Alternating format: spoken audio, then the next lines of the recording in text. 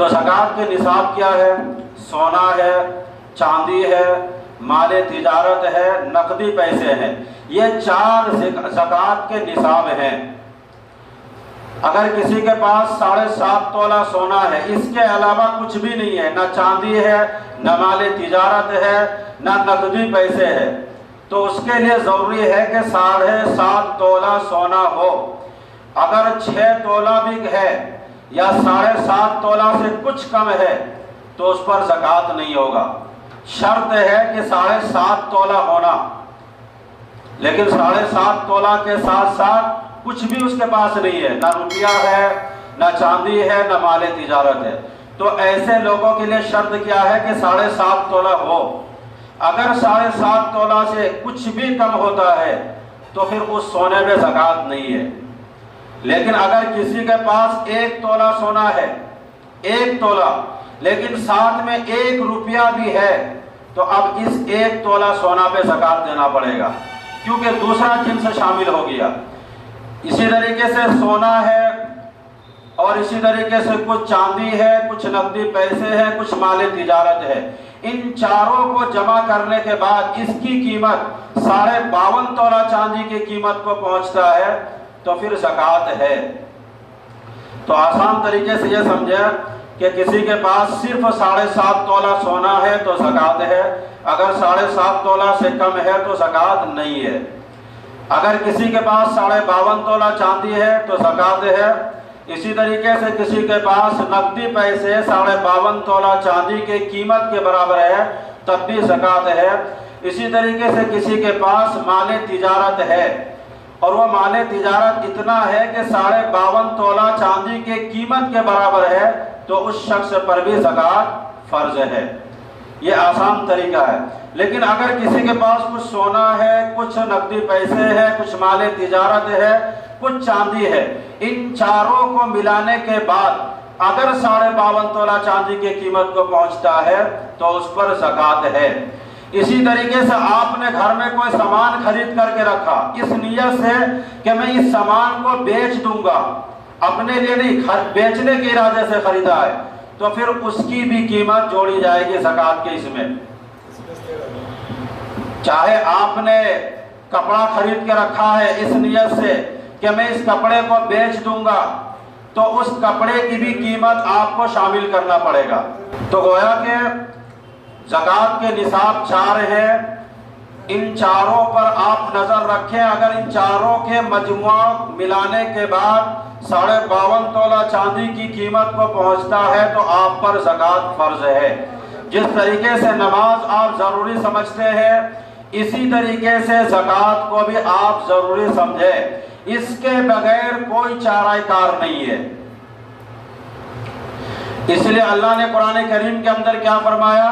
لَن تَنَالُوا الْبِرَّ حَتَّى تُنْفِقُوا مِمَّا تُحِبُّونَ، کہ اللہ کے قرب حاصل کرنے کے لیے اللہ فرما رہے ہیں کہ سب سے زیادہ جو پسندیدہ اور محبوب چیز ہے وہ میرے نام پہ دو گے، تب جا کے تمہیں اللہ کا قرب حاصل ہوگا۔ محبت کے مقام تک پہنچنے کے لیے اپنی مرغوبات کو قربان کرنا پڑتا ہے، اپنی محبوب اور پسندیدہ چیز کو اللہ کی راہ میں خرچ کرنا پڑتا ہے، اور سب سے زیادہ انسان کو جو محبوب ہے، جو پسندیدہ ہے، سب سے زیادہ جو پیارا ہے وہ ہے پیسہ، مال، دولت۔ اس لیے اللہ نے قرآن کریم کے اندر بار بار جگہ جگہ پہ ارشاد فرمایا بِأَمْوَالِكُمْ وَأَنفُسِكُمْ بِأَمْوَالِكُمْ وَأَنفُسِكُمْ، کہ اللہ کو پاؤ، اللہ کے دین کے لیے محنت کوشش کرو، اپنے مال کے ذریعے سے، اپنی جان کے ذریعے سے۔ یہاں پر اللہ نے مال کا ذکر پہلے کیا اور جان کا ذکر بعد میں کیا، حالانکہ جان زیادہ قیمتی ہے مال کے مقابلے میں، لیکن مال کو اس لیے مقدم کیا، مال کا ذکر پہلے اس لیے کیا کہ لوگ مال پر اپنی جانیں قربان کر دیتے ہیں۔ جب آدمی مال قربان کرتا ہے، جہاں مال لگتا ہے وہیں اس کا دل بھی چلا جاتا ہے۔ ایک صحابی آئے اور کہا یا رسول اللہ مجھے موت سے بہت ڈر لگتا ہے۔ اللہ کے نبی نے فرمایا کیا تمہارے پاس کچھ رقم ہے، کچھ پیسے ہیں؟ کہا جی ہاں میرے پاس کچھ پیسے ہیں۔ اللہ کے نبی نے فرمایا کہ اس پیسے کو اللہ کی راہ میں خرچ کر دو، دل سے موت کا ڈر نکل جائے گا۔ جہاں آدمی کا مال جاتا ہے وہیں انسان کا دل بھی چلا جاتا ہے۔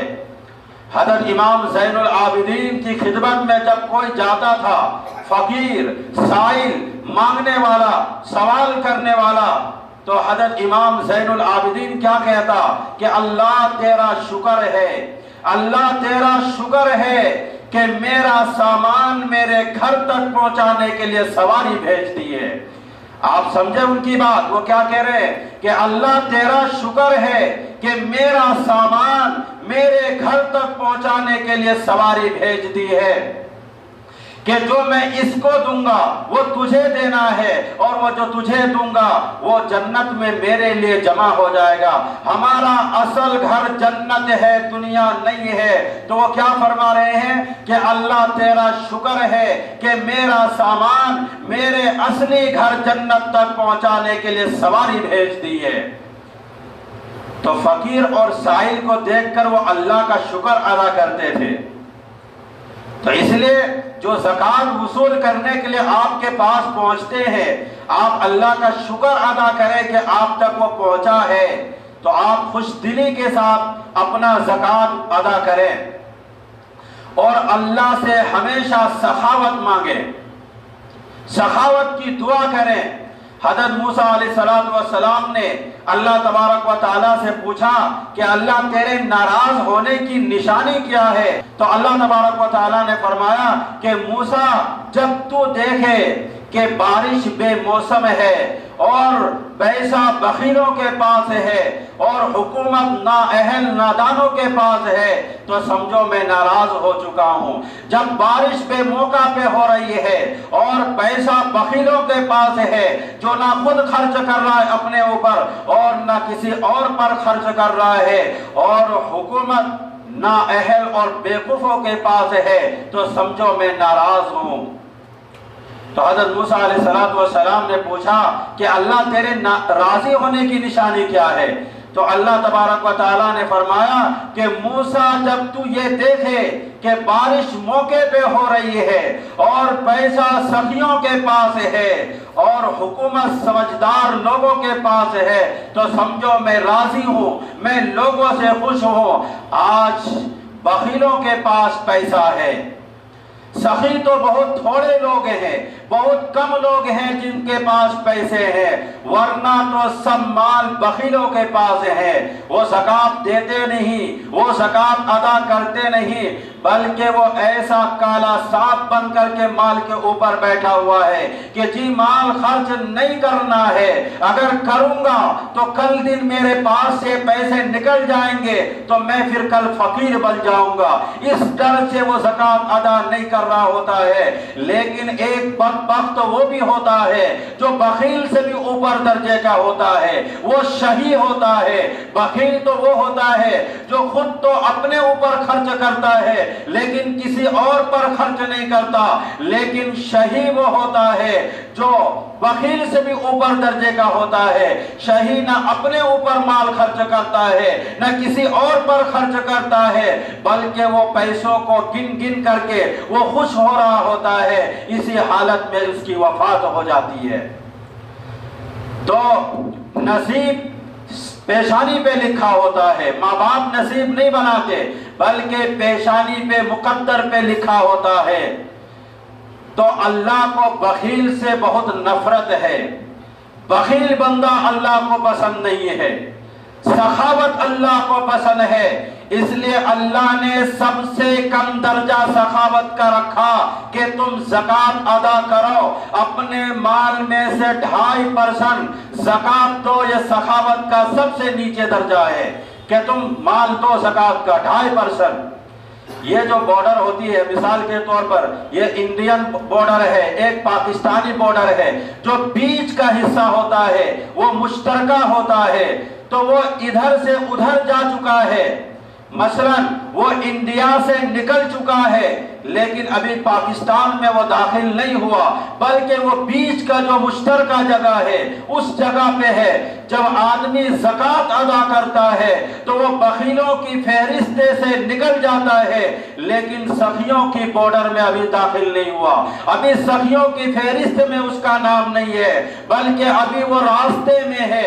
جیسے ہی وہ 2500 نکالے گا، لاکھ روپے میں 2500 ہے، 2500 سے اگر 1 روپیہ بھی اگر وہ زیادہ نکالتا ہے اللہ کی راہ میں تو وہ بھی سخیوں کی بارڈر میں داخل ہو گیا ہے، سخیوں کی فہرست میں ان کا بھی نام آ گیا ہے۔ لیکن جب تک زکوٰۃ نکالنے والا سخی نہ بن جائے، زکوٰۃ اگر آپ پر لاکھ روپے ہے تو 2500 میں سے 1 روپیہ بھی اگر آپ نکال دیتے ہیں تو آپ بخیلوں سے نکل کر کے سخیوں کی فہرست میں آپ داخل ہو جائیں گے اور سخیوں کی فہرست میں آپ کا نام لکھا جائے گا۔ لیکن شرط کیا ہے کہ آپ زکوٰۃ اپنے مال کا مکمل حساب و کتاب کر کے نکالیں۔ یہ نہیں جو میں نے شروع میں کہہ دیا کہ کوئی سفیر آ گیا 10 روپے دے دیا، رمضان ختم، زکوٰۃ ختم، تو یہ آپ زکوٰۃ نہیں نکال رہے ہیں بلکہ آپ ٹائم پاس کر رہے ہیں۔ نوش رواں ایک بادشاہ ہے، اس کا پوتا کیسرو تھا، ایک مچھیرا آیا مچھلی بیچنے کے لیے، ان کو ایک مچھلی اتنی پسند آئی کہ اس نے اس کو 4000 دینار میں خرید لیا، جبکہ 4000 دینار کی قیمت 80 کروڑ روپے ہوتا ہے۔ ایک مچھلی کتنے میں خریدا؟ 4000 دینار، جبکہ اس کی قیمت 80 کروڑ روپے ہوتا ہے۔ تو بیوی نے کیا کہا؟ بیوی کا نام شیری ہے۔ بیوی نے کیا کہا کہ تم نے یہ کیا کیا؟ ایک مچھلی 4000 دینار، 80 کروڑ روپے، تم بیوقوف ہو، پاگل ہو، ایک مچھلی کے چکر میں اتنے روپے دے دیے۔ تو بادشاہ کہنے لگا میں تو بادشاہ ہوں، میں ان سے پیسہ کیسے واپس مانگ سکتا ہوں؟ تو بیوی نے ایک مشورہ دیا کہ ان کو بلاؤ، ان سے کہو کہ یہ مچھلی نر ہے یا مادہ؟ نر مردوں کو کہتے ہیں اور مادہ عورت کو کہتے ہیں، تو یہ مچھلی نر ہے یا مادہ؟ اگر وہ کہے گا یہ نر ہے تو تم کہنا کہ مجھے مادہ کی ضرورت تھی، نر کی ضرورت نہیں تھی، لہذا اپنی مچھلی واپس لو اور مجھے پیسے واپس دے دو۔ اگر وہ کہتا ہے کہ یہ مادہ ہے تو تو کہنا مجھے نر کی ضرورت ہے، لہذا میرا پیسہ واپس دو اور اپنا مچھلی واپس لے لو۔ تو جب ان کو بلایا، اس نے کہا کہ بادشاہ سلامت، کیا بات ہے؟ تو بادشاہ نے پوچھا کہ یہ مچھلی نر ہے یا مادہ؟ تو اس مچھلی بیچنے والے نے جواب دیا کہ حضور یہ مچھلی نہ نر ہے یا مادہ ہے، بلکہ یہ بیچ کی ہے، یعنی یہ ہجڑا ہے، نر بھی نہیں ہے مادہ بھی نہیں ہے، ہجڑا ہے۔ تو بادشاہ کو خوشی ہوئی، کہا 4000 دینار اور دے دو ان کو۔ بیوی تو پہلے سے ناراض تھی اور غصے سے لال ہو گئی کہ کیا آپ نے اور 4000 دینے کا حکم دے دیا؟ یہ سخی کی علامت بتا رہا ہوں میں۔ تو 4000 اور دینے کا حکم دے دیا۔ جب وہ 8000 دینار لے کے جانے لگا تو 1 دینار نیچے گر گیا، اس کو بھی اس نے اٹھا لیا۔ تو بیوی کہنے لگی کہ آپ اس کو 8000 دینار دے دیے، یہ اتنا بخیل ہے کہ 1 دینار گر گیا اسے بھی اٹھا لیا ہے۔ تو بادشاہ کہتا ہے واقعتاً یہ بڑا بخیل معلوم ہوتا ہے۔ کہا اس کو بلاؤ۔ جب اس کو بلایا تو کہا بھائی جب آپ کو ہم نے 8000 دینار دے دیے، اگر 1 دینار گر گیا تو اس کو اٹھانے کی کیا ضرورت تھی؟ تو اس مچھلی بیچنے والے نے کیا کہا کہ بادشاہ سلامت، اس میں آپ کی نام کا مہر ہے، کسی کے پاؤں پڑ جاتا تو آپ کے نام کی بے ادبی ہوتی، اس لیے میں نے اس دینار کو بھی اٹھا لیا۔ تو بادشاہ کو اور خوشی ہوئی، کہا 4000 دینار اور دے دو ان کو۔ تو سخاوت پیسوں سے نہیں ہوتی، سخاوت دل سے ہوتی ہے۔ یہ مت سمجھو، ورنہ تو بڑے بڑے مالدار ہیں، وہ پیسے زکوٰۃ میں عام طور پر پورے مال کا زکوٰۃ نہیں نکالتے۔ تو اسی لیے سخاوت پیسوں سے نہیں ہوتی، سخاوت دل سے ہوتی ہے۔ اس لیے اللہ سے دعا کریں کہ اللہ ہم سب کو سخی بنائے۔ میں مردوں سے بھی کہتا ہوں، عورتوں سے بھی کہتا ہوں کہ اللہ کی راہ میں مال خرچ کرنے کی عادت ڈالو۔ دیکھو 100 میں 20 نمازی آپ کو مل جائیں گے، لیکن 100 میں 20 زکوٰۃ نکالنے والے نہیں ملیں گے جو صحیح معنی میں زکوٰۃ نکال رہا ہو۔ وہ 10,000 میں ایک آدھ ایسے ہوتے ہیں جو اپنے مال کا صحیح طور پر زکوٰۃ نکالتے ہیں، ورنہ لوگ صحیح طور پر زکوٰۃ نہیں نکال رہے ہیں، بلکہ دل کے دروازے بند ہو چکے ہیں، وہ زکوٰۃ نہیں دیتے۔ اس لیے یاد رکھو، اللہ سے تعلق اور محبت اور رشتہ اس وقت تک قائم نہیں ہو سکتا جب تک کہ اپنے محبوب اور پسندیدہ چیز اللہ کی راہ میں خرچ نہ کر دو، اور وہ ہے پیسہ، مال، دولت۔ یہ چیز آپ کو اللہ کی راہ میں خرچ کرنے پڑے گی۔ اسی کو قرآن نے کہا لن تنالوا البر حتى تنفقوا مما تحبون، کہ ہرگز تم نیکی حاصل نہیں کر سکتے ہو یہاں تک کہ اپنی محبوب اور پسندیدہ چیز اللہ کی راہ میں خرچ کر دو۔ اللہ کے نبی صلی اللہ علیہ وسلم نے فرمایا کہ سب سے بڑا سخی اللہ ہے۔ اس کے بعد اللہ کے نبی نے فرمایا کہ میں سب سے بڑا سخی ہوں۔ اہل بیت کے خاندان کو سخاوت میں ضرب المثال کہتے ہیں، مثال سے لوگ پیش کرتے ہیں کہ اہل بیت سخاوت میں سب سے آگے ہے۔ ایک واقعہ ہے کہ ایک بنو امیہ کا حامی اور ایک اہل بیت کا حامی، انہوں نے کہا آپس میں کہ کون زیادہ سخی ہے؟ تو بنو امیہ کا جو حامی تھا وہ کہنے لگا کہ بنو امیہ کے جو سردار لوگ ہیں یہ بڑا سخی لوگ ہوتے ہیں۔ تو اہل بیت کا جو حامی تھا وہ کہنے لگا نہیں، اہل بیت سب سے زیادہ سخی ہیں۔ تو دونوں نے کہا چلو مدینہ چلتے ہیں اور جا کر کے امتحان لیتے ہیں۔ تو بنو امیہ کا جو حامی تھا وہ عموی سردار کے پاس گیا اور کہا کہ میں غریب ہوں، فقیر ہوں، پیسوں کی سخت ضرورت ہے۔ تو سردار نے 10,000 دے دیا۔ دوسرے کے پاس گیا، اس نے بھی 10 دیا۔ تیسرے کے پاس گیا، اس نے بھی 10 دیا۔ گویا کہ 10 لوگوں کے پاس گیا، 10 نے 10,000 دیا، 1,00,000 روپے ہو گیا۔ اب جو یہ اہل بیت کا جو حامی تھا وہ گیا عبداللہ ابن جعفر کے پاس، اس نے 1,00,000 روپے دیا۔ اس کے بعد عبید اللہ ابن عباس کے پاس گیا، اس نے بھی 1,00,000 دیا۔ اس کے بعد حسنین میں سے کسی ایک بھائی کے پاس گیا، اس نے بھی 1,00,000 دیا۔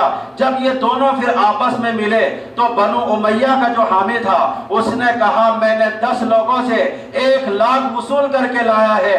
تو اہل بیت کا جو حامی تھا وہ کہنے لگا میں 3 لوگوں سے ملا ہوں اور 3 لوگوں سے مل کر میں نے 3,00,000 لایا۔ تو بنو امیہ کا جو حامی تھا وہ کہنے لگا واقعتاً اہل بیت سخاوت میں سب سے زیادہ آگے ہے۔ پھر دونوں نے آپس میں یہ مشورہ کیا کہ ان پیسوں کی تو ہمیں ضرورت نہیں ہے، ہمیں تو امتحان لینا مقصد تھا، لہذا چلو ہم پیسے واپس دے کر کے آتے ہیں۔ تو بنو امیہ کا جو حامی تھا وہ عموی سردار کے پاس گیا اور کہا کہ مجھے پیسوں کی ضرورت نہیں ہے، میں تو آپ لوگوں کا امتحان لے رہا تھا کہ آپ مجبوری میں ہماری مدد کرتے ہیں یا نہیں کرتے ہیں، لہذا آپ نے مدد کی ہے، لہذا ان پیسوں کی ضرورت نہیں ہے، آپ اپنا پیسہ واپس لے لو۔ تو 10 کے 10 لوگوں نے بنو امیہ کا جو حامی تھا اس سے پیسہ واپس لے لیا۔ جب اہل بیت کا جو حامی تھا وہ عبداللہ ابن جعفر کے پاس گیا، عبید اللہ ابن عباس کے پاس گیا اور حسنین میں سے کسی ایک بھائی کے پاس گیا اور کہا کہ ان پیسوں کی مجھے ضرورت نہیں ہے، ہم تو امتحان لے رہے تھے، لہذا یہ پیسہ واپس لے لو۔ تو ان تینوں نے کیا جواب دیا کہ جب اہل بیت کے گھر سے کوئی چیز نکل جاتی ہے تو پھر ہم واپس نہیں لیتے، جاؤ یہ پیسہ 3,00,000 تمہیں ہم ہدیہ کرتے ہیں۔ تو اس سے بھی بنو امیہ کا حامی کیا کہا واقعتاً اہل بیت سخاوت میں سب سے آگے ہے، بنو واپس لے لیا، لیکن اہل بیت کے جو لوگ تھے انہوں نے واپس نہیں بلکہ آپ کو ہدیہ کر دیا۔ تو اللہ کو پتا ہے کہ اس نے رسالت کہاں رکھنی ہے اور کہاں سے شروع کرنی ہے، اس لیے آپ اپنے آپ کو اللہ کو سخی بن کے دکھاؤ۔ بخیل سے اللہ دوستی نہیں لگاتا، بخیل سے اللہ نفرت کرتا ہے، بخیل بندہ اللہ کی نظر میں دشمن ہے۔ تو اللہ بخیل سے دوستی نہیں لگاتا اور سخی سے کبھی دوستی توڑتا نہیں، چاہے وہ فاسق ہی کیوں نہ ہو، لیکن اگر وہ سخی ہے تو اللہ اس سے دوستی نہیں توڑتا۔ اور شیطان کیا کہتا آپ کو معلوم ہے؟ شیطان کہتا ہے کہ مجھے بخیل سے کوئی ڈر نہیں ہے، چاہے وہ رات کو اٹھ کر تہجد پڑھتا ہو اور دن میں روزہ رکھتا ہو، مجھے اس سے کوئی ڈر نہیں ہے، اس کی بخل ایک نہ ایک دن اس کو جہنم تک پہنچا دے گا۔ اور سخی سے شیطان کہتا ہے میں سخی سے ہر وقت ڈرتا رہتا ہوں کہ ہو سکتا ہے کبھی نہ کبھی اس کی سخاوت اس کو جنت تک پہنچا دے گی۔ اس لیے ہمیشہ آپ سخی اور اللہ کی راہ میں مال خرچ کرنے کی عادت ڈالو۔ اگر آج آپ عادت ڈالو گے تو کل آپ کی نسلیں بھی آپ کی جیسا سخی بن کے دکھائے گی۔ آپ کے نام پر جب آپ دنیا سے چلے جائیں گے تو آپ کے نام پر مال خرچ کرتے ہوئے ان کو تکلیف نہیں ہوگی۔ ورنہ آپ سوچو، آپ مال جب کسی کو دے رہے ہوتے ہیں تو ظاہر سی بات ہے انسان کو دل میں تکلیف ہوتی ہے۔ کیوں؟ اس لیے کہ مال سب سے زیادہ محبوب چیز ہے، تو محبوب چیز کو دینے میں تو تکلیف ہوتی ہے کہ میں نے محنت سے کمایا تھا اور اتنی مشقتیں برداشت کر کے یہ رقم جمع کیا تھا، اب اللہ کا حکم ہے دینے کا تو اللہ کے حکم سمجھ کر دے تو رہے ہیں، لیکن اس دل میں تکلیف بھی ہو رہی ہے۔ تو اسی لیے اگر آپ رواج ڈالو گے، دو گے، تو آپ کی نسلیں بھی کل آپ کے نام پر جب آپ دنیا سے چلے جاؤ گے تو دینے میں ذرہ برابر ان کو تکلیف نہیں ہوگی، بلکہ دیتے ہوئے خوشی ہوگی اور ان کے دل میں یہ بات آئے گی کہ میرے والد صاحب بھی اللہ کی راہ میں اسی طریقے سے مال لٹاتے تھے جیسے میں لٹا رہا ہوں۔ تو آپ اپنی اولاد کو سخی بن کر کے دکھاؤ، بخیل نہیں۔ اگر آپ بخیل بنے تو یاد رکھے آپ مر جاؤ گے، آپ کے نام پر بھی وہ 1 روپیہ خرچ نہیں کرے گا۔ اس لیے آپ کوشش کریں، میں نہیں کہتا ہوں آپ 1000 روپیہ دے، روپیہ دو، لیکن دو بچوں کے ہاتھ میں تھما دو کہ جاؤ فلاں کو دے کر کے آ جاؤ۔ اس سے ان کو ایک سبق ملے گا، جب آپ دنیا سے چلے جاؤ گے تو وہ اپنی اولاد کو کہے گا کہ یہ پیسے لو، جاؤ دادا کے نام پر کیا کرو، اللہ کے راہ میں دے کر کے آ جاؤ۔ تو کوشش کرے زکوٰۃ اپنے مال کا پورے طور پر نکالے، یہ اللہ کا حکم ہے، اس لیے زکوٰۃ نکالنے میں کمی نہ کرے۔ 1 روپے کی آپ حساب کریں، بھلے آپ 1000 روپے زیادہ دے دو لیکن زکوٰۃ کے پیسے میں 1 روپیہ کم نہ کرے۔ اگر 1 روپیہ بھی آپ نے زکوٰۃ کے پیسے بچا لیے تو یہ 1 روپیہ آپ کو جہنم تک لے جانے کے لیے کافی ہے۔ تو اس لیے حساب کریں مکمل طور پر، پھر نکالیں۔ مسجد میں آپ کیا دیتے اس کا بھی حساب رکھیں، اور بہتر طریقہ ہے کہ پورے مال کا حساب کر کے زکوٰۃ کے پیسے الگ دے دیں، الگ رکھ لیں اور وہاں سے لے لے کے آپ دیتے رہیں، کوئی مسئلہ نہیں۔ زکوٰۃ کے پیسے گھر میں ختم، سمجھو آپ کی زکوٰۃ ادا ہو چکی ہے، تو آپ پورے مال کا زکوٰۃ حساب کر کے الگ رکھ دیں اور تھوڑا تھوڑا جیب میں رکھ کے جو بھی آئے مانگنے والے یا سفیر مدرسے یا اور کوئی غریب لوگ، تو آپ اسی پیسے سے آپ دیتے رہے۔ یہ آسان طریقہ ہے، آپ حساب نہیں کیا دیتے جا رہے، اس سے کیا ہوگا آپ کو یہی پتہ نہیں چلے گا میں نے کتنا دیا اور کتنا دینے کا ہے، تو اس سے مال کا زکوٰۃ نہیں نکل پائے گا۔ اس لیے آپ مال کا حساب کتاب کر کے اچھی طریقے سے نکالیں۔ کوشش یہ کریں کہ 1 روپیہ اگر زیادہ ہو جائے یہ اچھا ہے، لیکن زکوٰۃ کا 1 روپیہ آپ رکھیں نہیں۔ دعا کے